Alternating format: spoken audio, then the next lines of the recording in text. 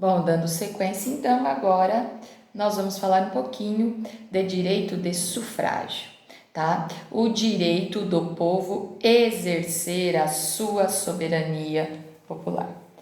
Nós temos o direito de sufrágio dividido em duas hipóteses. O direito eleitoral ativo, ou chamado de alistabilidade, e o direito eleitoral passivo, ou também chamado de elegibilidade. A alistabilidade quer dizer o que eu preciso cumprir, quais os requisitos eu preciso cumprir para que eu me torne um cidadão, para que eu me torne um eleitor. E elegibilidade, quais são os requisitos que eu preciso cumprir para me tornar um candidato a um cargo eletivo, tá? Então, a gente tem ali essas duas hipóteses de direito de sufrágio. E o caput do 14 diz que a soberania popular, né, e o sufrágio universal, serão exercidos através do voto secreto, direto e com valor igual para todos. O direito de sufrágio, ele se subdivide, como eu já falei, em capacidade eleitoral ativa e capacidade eleitoral passiva. Na capacidade eleitoral ativa, nós devemos entendê-la como aqueles requisitos para eu me tornar um cidadão, um eleitor brasileiro. Tá? O que eu tenho que cumprir, quais requisitos eu tenho que cumprir para me tornar eleitor.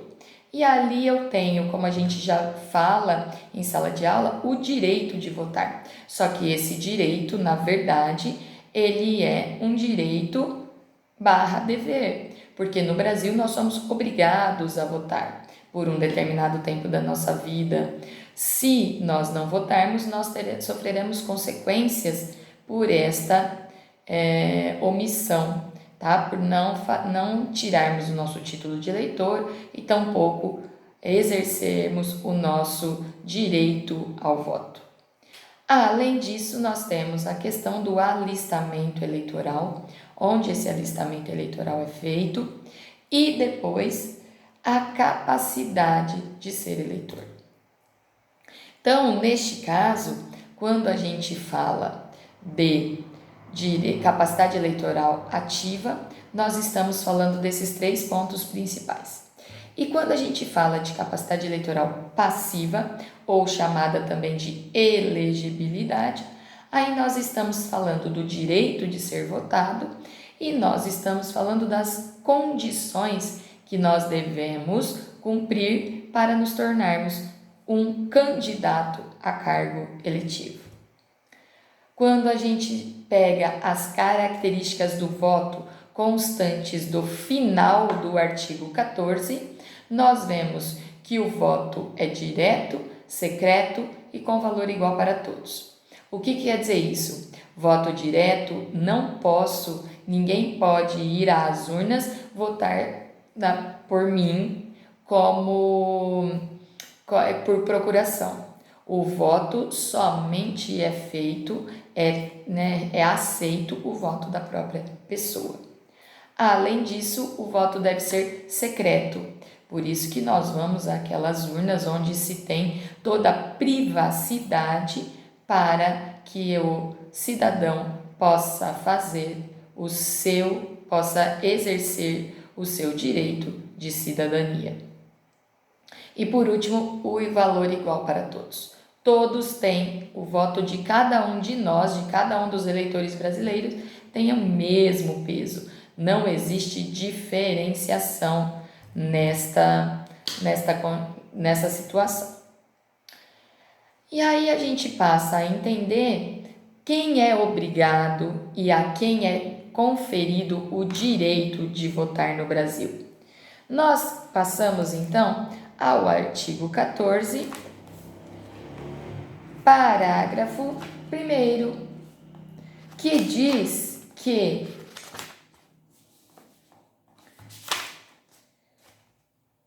Parágrafo 1º. O alistamento eleitoral e o voto, quer dizer, vou ser obrigada ou poderei de forma facultativa me alistar-me como eleitor e votar. 1. Obrigatório para os maiores de 18 anos. 2. Facultativo para os analfabetos e os maiores de 70 anos. E os maiores de 16 e menores de 18. Então, nós temos aqui a quem é obrigado a votar. Em que período da minha vida eu sou obrigada a votar? Eu sou obrigada a votar dos 18 até os 70, certo? Então, mais de 18, menos de 70, né? Até os 70 eu tenho que votar.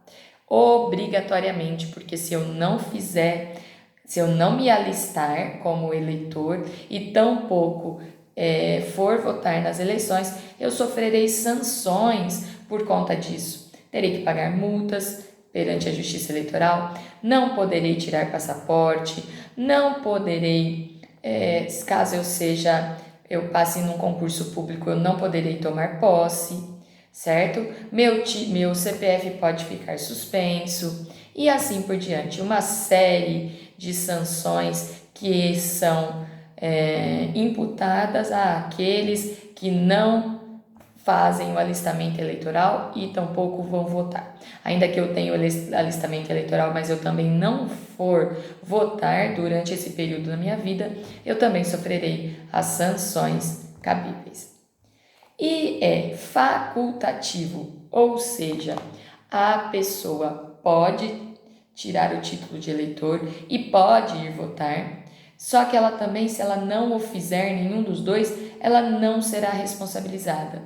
A quem é facultativo o voto? Aos analfabetos, àquelas pessoas que não conseguem assinar o seu próprio nome, aos maiores de 16 e menores de 18. Por quê? Porque nós sabemos que no Brasil, a partir dos 16 anos, você pode tirar o seu título de eleitor e você pode votar, né, de forma facultativa até você completar os seus 18.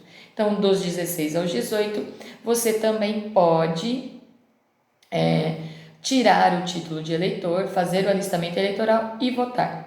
Caso você não o faça, você não sofrerá nenhuma penalidade. E os maiores de 70? Os maiores de 70, eles também têm esta prerrogativa essa faculdade de votar ou não, caso haja interesse. Mas se não o fizer, ele não terá nenhuma sanção. E no Brasil, a quem é proibido votar? O que a nossa Constituição diz? A nossa Constituição diz no parágrafo 2º que não podem alistar-se como eleitores os estrangeiros e durante o período de serviço militar obrigatório os conscritos. Então, os estrangeiros e os conscritos não podem votar no Brasil. Os conscritos são os rapazes que cumprem o serviço militar obrigatório. A Constituição diz que eles, chamados de conscritos, não podem votar no período em que estão exercendo o serviço militar obrigatório, somente naquele período, tá? Passando o serviço militar obrigatório, eles vão poder votar. Já os estrangeiros, a Constituição não permite que eles votem. Faço aqui uma ressalva ao português equiparado, porque o português equiparado, ele tem os mesmos direitos de um brasileiro naturalizado. Então, só que ele continua sendo português. Então, nós temos que ter o cuidado com essa ressalva. O português que conseguiu a sua equiparação, ele tem os mesmos direitos e deveres de um brasileiro naturalizado. Portanto, ele vai sim votar, tá bom? Ele só vai fazer a escolha, ficando os direitos políticos dele de Portugal suspensos, porque ele reside e tem a equiparação aqui no Brasil. Os estrangeiros, tirando o português equiparado, a Constituição não permite que eles votem no Brasil. Outra coisa importante, já existiu projetos de lei no Congresso para modificar isso. Porém, foram projetos de lei que não seguiram adiante, porque tinha um projeto de 2012 no Senado que queria que o estrangeiro votasse em eleições municipais. Esse projeto não seguiu adiante no término da legislatura.